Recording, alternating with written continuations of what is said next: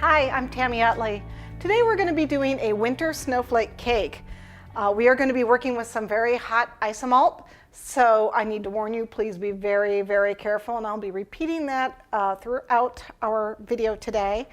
Some of the things that we're going to use today is we are going to use the candy clay, which is the new formulated isomalt that comes in the sticks. It's so much easier to use than cooking it yourself and then getting it ready. You know, with it's more expensive than the form that's in a bag, but it's a lot easier to use. It's ready to use. You just pop it in the microwave.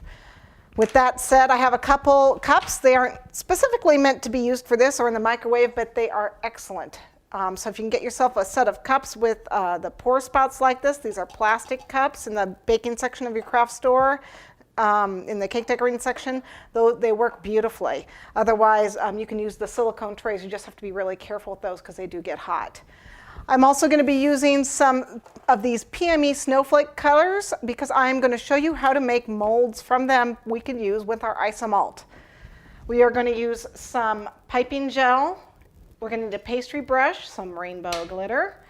We're going to use the crystal sugar. Now this is not sanding sugar, it's actually crystal sugar, and that means that the granules are kind of bigger. Let me get them open. It's bigger than sanding sugar, and so in my opinion it sparkles more. Okay, so that's what we're going to be using. We're going to cover our cake with it.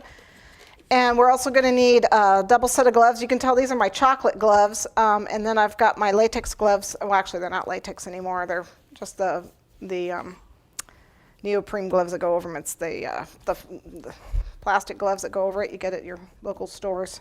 Your pharmacy has them. I've got a Silpat. What else do I have? I have a heat gun. I'm not sure I'm actually going to need. I do use this. This is actually an embossing gun for scrapbooking, but it works really well with the isomalt.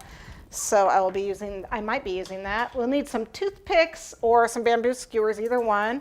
I have a couple snowflake cookie cutters. These come in a stacking set. They're like bigger sizes, but I'm only using the two smallest sizes. I'm going to use just a teeny tiny bit of electric blue gel color and some of my non-cake stick cooking spray I'm going to be using. I have an 8, a 10, and a 6 cake covered in this case it's covered with rolled buttercream. And then I have a really, really large pan that I'm using just to keep the cleanup easy with the crystal sugar. This happens to be I think it's a 14-inch. It's either 14 or 16, I don't know, but it doesn't matter. Just got to be bigger than your cakes. Obviously, only the 8 and 10 are here. The 8 and 6 are here. The 10 is back there. I also have some really, really, really old snowflake molds. These are the hard candy molds, which you can use with isomalt, and they're very, very old. However, they have just come out with these again in a silicone form. Now, I don't have the silicone form, but I've seen them.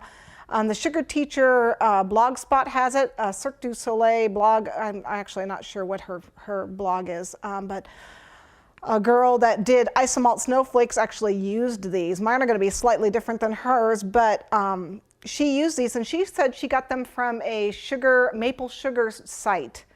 It's if you look under maple sugar candy, you can find these molds. They're rubber molds. They're rubber snowflake molds, and they were on a maple sugar site. That's what she said, and that was just a recent blog on that, so you should be able to find them. But we are going to make our own. So let's go ahead and get started.